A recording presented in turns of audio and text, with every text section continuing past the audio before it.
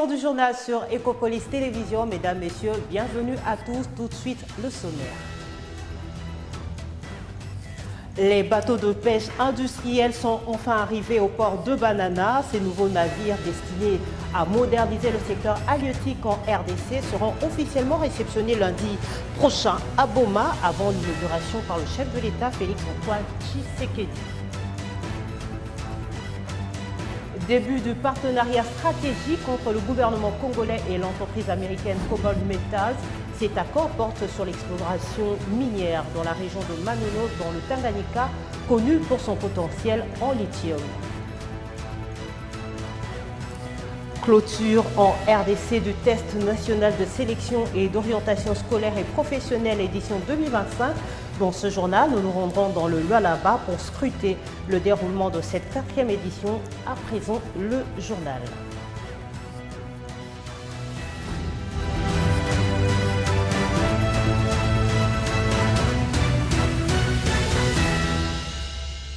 Signature du deal RDC-USA. Les premiers fruits sont tombés jeudi 17 juillet avec la signature d'un accord de principe entre le gouvernement congolais et l'entreprise américaine Cobalt Metals sur l'exploration minière dans la région de Manono, dans la province du Tanganyika, mieux connue pour son potentiel en lithium. La cérémonie a eu lieu en présence du président de la République Félix-Antoine Tshisekedi à la Cité de l'Union africaine. Côté congolais, c'est le ministre des Mines, Kizito Pakabamba, qui a signé le dit accord avec la firme américaine représentée par son directeur général en République démocratique du Congo, Benjamin Katabuka. Ce projet concerne la numérisation des données géologiques, l'intelligence artificielle, le lithium et les investissements stratégiques, développement minier de projets de lithium qui se situent à Manono dans la province du Tanganyika. Ce partenariat ouvre ainsi la voie aux investissements américains dans le secteur minier. Comment restaurer la paix dans la partie orientale du pays? Question posée mercredi dernier au vice-premier ministre de la Défense nationale, Guy Kabombo, par les présidents plutôt des groupes parlementaires de l'Assemblée nationale, conduits par Lambert Mende Omalanga de la Convention des Congolais unis. Pour sa part, le patron de la Défense nationale a rassuré ses élus nationaux quant aux efforts fournis par les forces armées de la République démocratique du Congo, mais aussi par le gouvernement qui use en même temps de la voie diplomatique pour le retour de la paix. Suivez. Il n'y a plus d'opposition, il n'y a plus de majorité, il n'y a que des patriotes congolais qui veulent que la paix revienne dans leur pays et que leur peuple soit sécurisé comme le sont tous les peuples de par le monde.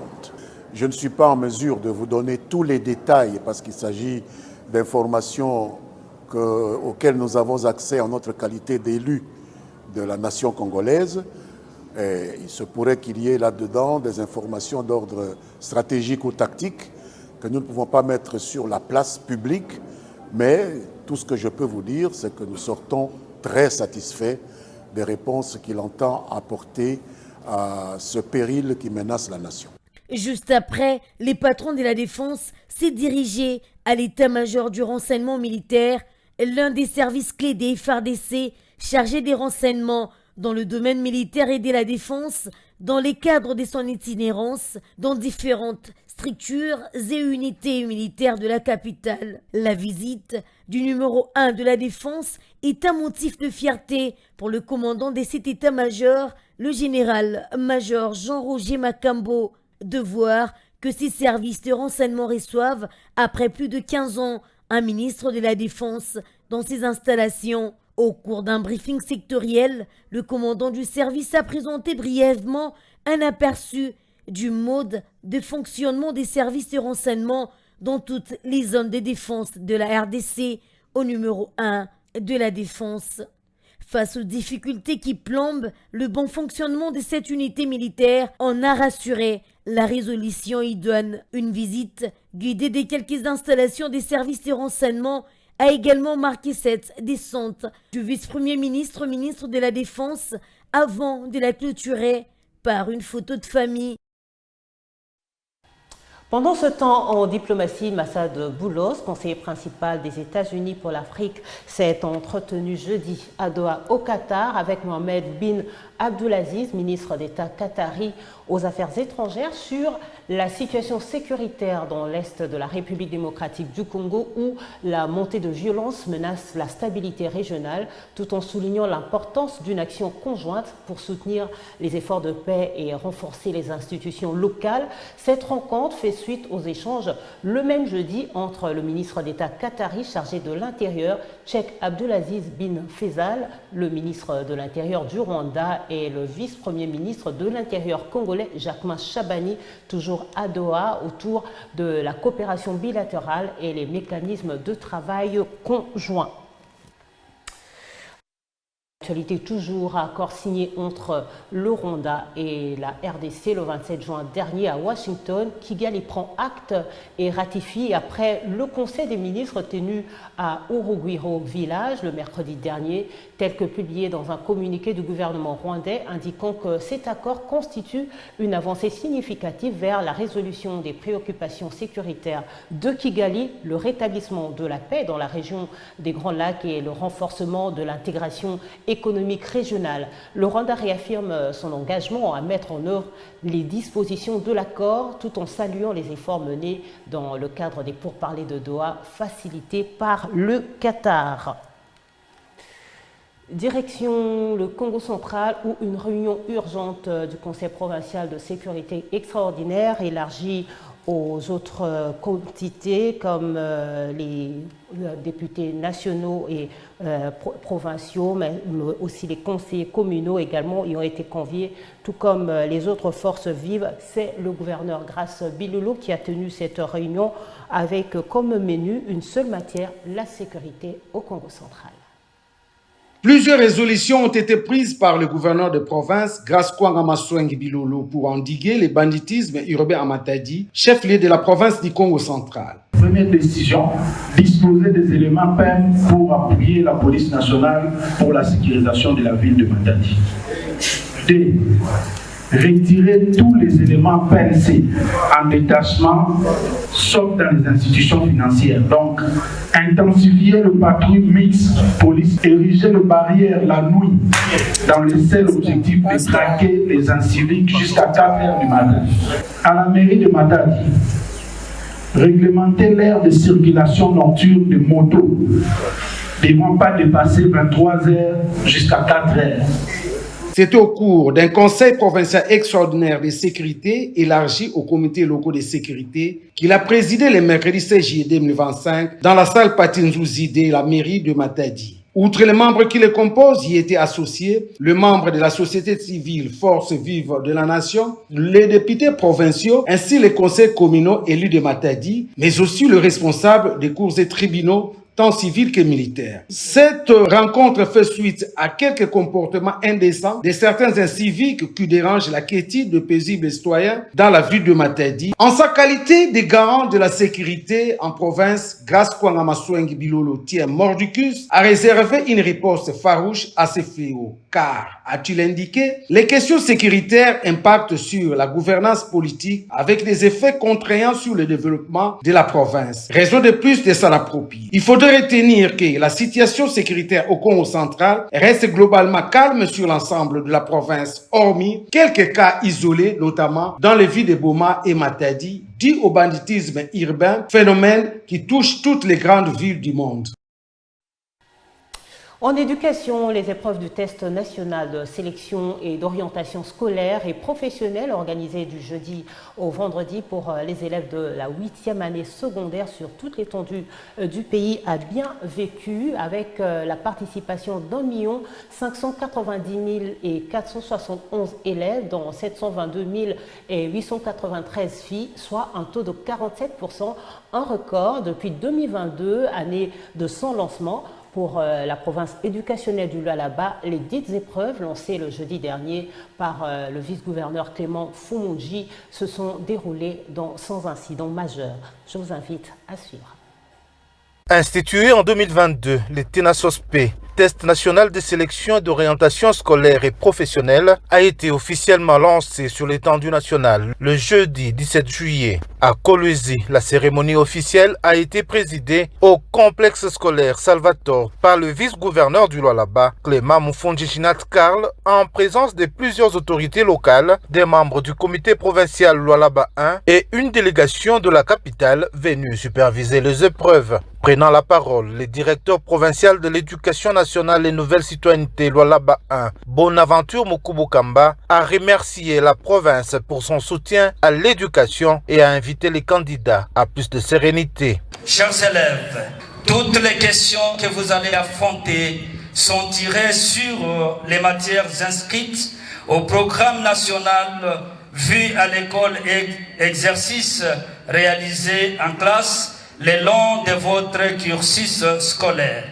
Vous avez les atouts pour réaliser les meilleurs scores, fruit des efforts consentis par vous-même. Au nom de la gouverneure de province, le vice-gouverneur a officiellement lancé les épreuves qui s'étendent sur 2 jours. Je suis ici juste pour vous transmettre les encouragements de Madame la gouverneure, qui est empêchée, qui voulait nécessairement venir vous encourager. Personnellement, vous devez savoir que l'avenir de ces pays, c'est vous. Le président de la République fait du pilier de l'éducation un pilier très important pour qu'un jour qu'on parle du Congo autrement. Ceux qui ont préparé ces textes, ce n'est pas pour vous faire échouer, juste pour tester et vous orienter. Tout ce que vous devez faire, c'est ayez confiance en vous-même, de ne pas regarder chez les voisins, il va t'induire en erreur. Alors sur ce, en tout cas, je vous souhaite bonne chance, toutes les bonnes choses. Bonne réussite. Je déclare lancer les tests d'évaluation. 43 802 candidats, dont 21 034 filles, prennent part aux épreuves. Pour rappel, le TENASOSP vise à évaluer les acquis scolaires des élèves de 8e année de l'enseignement de base et à établir leur profil psychologique pour les orienter vers les filières appropriées des humanités ou vers des cycles courts professionnels. Je l'annonçais au sommaire, la République démocratique du Congo a réceptionné sa première flotte de pêche commandée en Égypte depuis 2022 par le gouvernement. C'est au port de Mwanda, dans le Congo central, que les 8 bateaux de pêche tant attendus ont accosté jeudi sous les regards voraces de la population, très excitée de voir enfin les 3 navires de 27 mètres conçus spécialement pour la pêche en haute mer et 5 embarcations de 8 mètres chacune destinées à sillonner les eaux du fleuve Congo et ses affluents afin de garantir la sécurité alimentaire, comme promis par le chef de l'État Félix-Antoine Tshisekedi dans les 6 axes qui constituent son projet social défendu lors de son investiture pour son second quinquennat. Je vous propose de suivre dans les conditions du direct l'ambiance qui a régné lors de la réception de ces 8 bateaux de pêche au port de Mwanda dans le Congo central.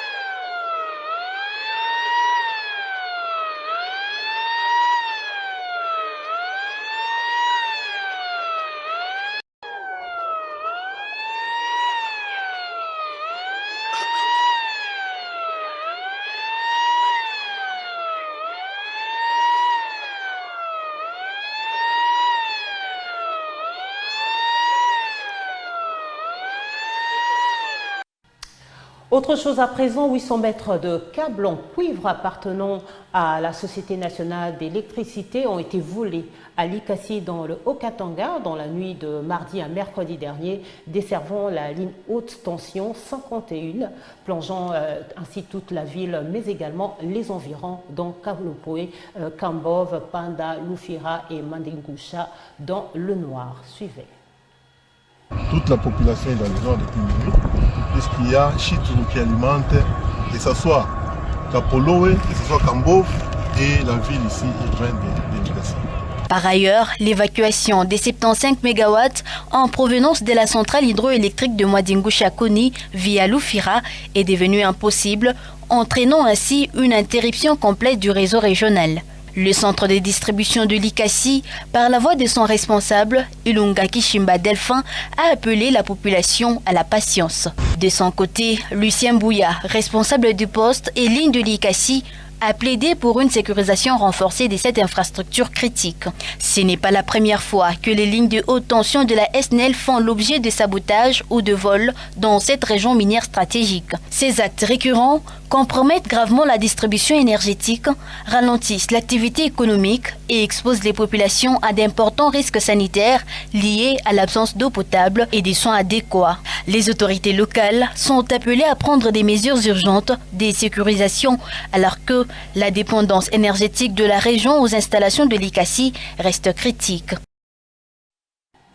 Infrastructure à présent, construction du nouveau palais de justice à Bouigna. Le lieutenant-général Johnny Luboya Kansama, gouverneur militaire de la province de l'Ituri, en a donné le go mardi dernier. Le coup d'envoi des travaux de construction financés par l'Union européenne. Cela vise à améliorer les conditions de travail des institutions judiciaires dans cette province.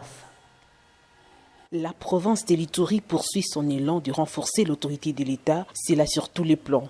Après les avancées significatives notées sur le plan sécuritaire, place au renforcement des institutions judiciaires. Voilà ce qui justifie la tenue de la cérémonie de la pose de première pierre des constructions du palais de la justice à Bouigna, financé par l'Union européenne dans le cadre de la réforme de la justice. Pour les gouverneurs militaires de l'Ituri, ces projets marquent un pas considérable dans la promotion de la justice qui s'aligne à la vision du président de la République, commandant suprême des forces armées et de la police nationale congolaise, Félix Tshisekedi Tshilombo. Aujourd'hui, nous allons renforcer cette présence de l'État. Et moi, je peux vous dire que je suis l'homme le plus heureux parce que vous allez m'appuyer. Cette perception-là qu'on aura aujourd'hui du droit, et même de tous ces fonctionnaires-là qui sont en train de prester. Parce qu'on les verra désormais dans un très beau bâtiment. On les verra désormais, n'est-ce pas, bien outillés. Et que donc, l'État pourra être représenté sur le plan judiciaire. Aux efforts de la restauration de la paix déployés par l'administration militaire en cette période de l'état de siège s'ajoute la nécessité d'une justice plus forte pour relever les défis sécuritaires dans la dite province où le mal profond causé par les ennemis de la paix ne doit pas rester impuni par la justice congolaise et la Cour pénale internationale.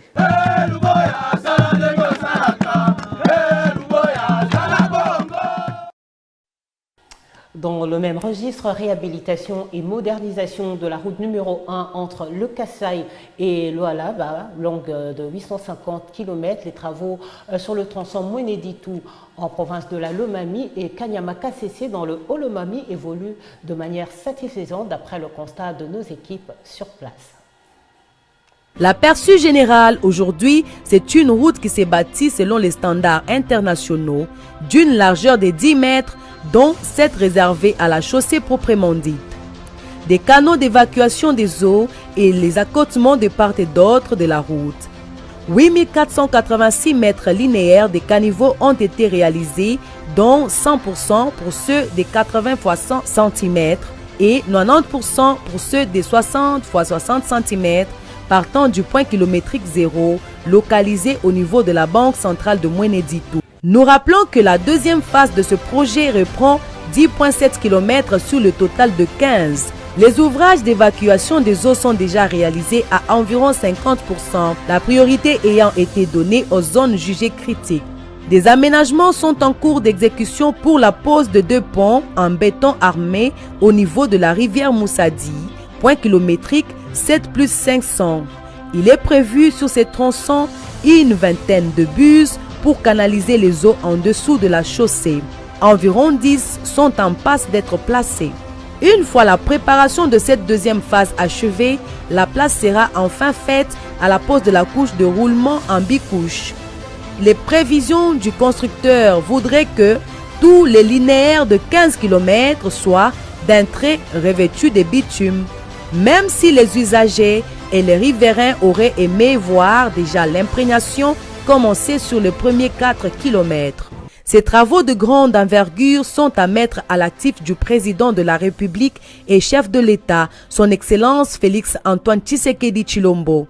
Le programme de son second quinquennat repose sur 6 engagements. Au nombre de mesures phares du 4e engagement figure l'intégration du territoire national. Cela passe par la construction de 3750 km de routes faisant partie du réseau prioritaire. Les tronçons Bushima-Ingouba en fait partie à juste titre. Au terme de ces travaux, nous aurons pour la toute première fois une route nationale numéro 1, épine dorsale du système de communication de notre pays, revêtue du bout en bout, c'est-à-dire de la ville de Mwanda dans le Congo central jusque dans la ville de Sakanya dans le Haut-Katanga. Parole de l'ingénieur Nico Nzaou, directeur général de l'Agence congolaise des grands travaux, lors du lancement de ces chantiers inédits. Là où passe la route, le développement suit, avait renchéri à la même occasion Alexis Guissaro, ministre d'État, ministre congolais des infrastructures. Fin de ce journal, merci de l'avoir suivi. Prochain rendez-vous dans le direct, toujours sur Ecopolis Télévision.